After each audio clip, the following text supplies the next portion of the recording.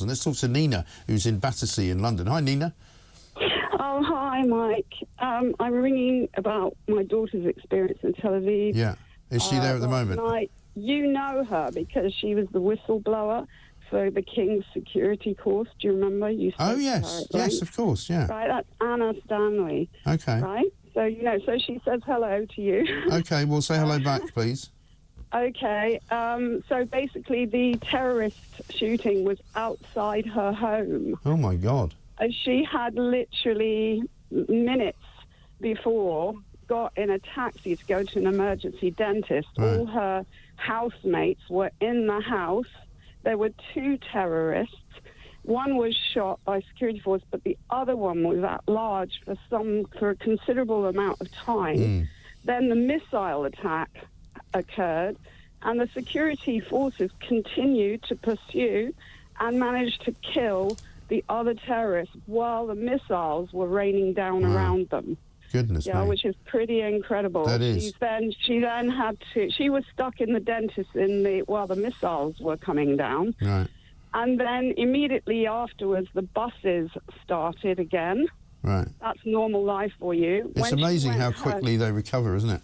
I know, but when she went home, obviously all her housemates really traumatised. Yeah, bet. Because they were stuck in the building with the terrorists outside with all the carnage. Oh my God! People bleeding. So the 6 people who were shot dead, were they shot dead 7. basically outside her house? 7. Well, yeah, it's 8 people were shot, 7 are dead. Okay. Outside her house. Goodness me! And just ordinary people going about their business. They were. In fact, her best friend, Jonathan, he'd literally just gone to the shop and returned a minute before the shooting started. Wow. And does anybody know how these Palestinian terrorists got into Tel Aviv, or were they living there? Did we know? No, they weren't living there. I think that they say they were from Hebron. Yeah. We don't know how they got in. Right. And obviously they had guns and stuff. We don't know that bit. I'm looking forward to seeing how Israel's always told to respond proportionately. It will be interesting to see how they can respond last night.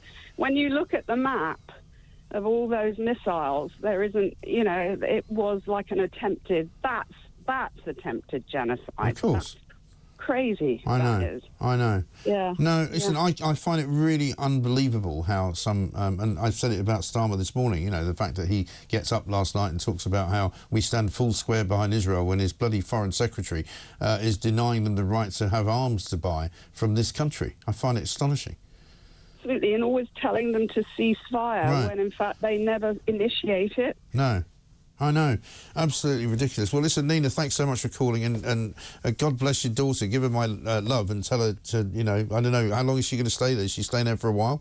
She's living there. She's living there now. She's living there. I mean, she's actually lots of people are trying to get out of Tel Aviv, and where she is in was the Jaffa bit of next to Tel Aviv where the terrorist attack was. Yeah. A lot of people are getting out. I think the combination of the horrible terrorist attack and the missiles was quite an emotionally draining thing. It was for me at my end, I can tell you, because I was on the phone while all this was going on quite often and looking and thinking, wow, this is pretty bad. I know. I think a lot of people are trying to get out of the city. There's a lot of tall buildings there. And I think the thing that people most fear are the drones. Yeah. Because the missiles are easier to take out, but the drones are very difficult.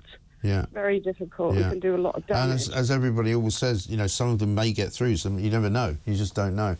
Nina, listen, thank you so much. My heart goes out to you and to your daughter. What a terrible, terrible thing. Because, funnily enough, I mean, seeing the footage of all the pictures last night of the terrorism, the guy walking with a gun, it's like a scene from a movie. You can't quite believe that it's happening. And you imagine if that was if you were Nina there, watching that, seeing that, and you know that the guy with the gun is outside your daughter's house, shooting 8 people, 7 of them dying. I mean, that doesn't bear thinking about. And that's not even made, anything other than an inside page in the papers today because of everything else that's been going on. Absolutely incredible. And people say, why do they need a wall between, Israel and Palestine? Well, because the people in Palestine want to come and kill them. That's why they need a wall. It's pretty simple. It's pretty straightforward. This is Talk.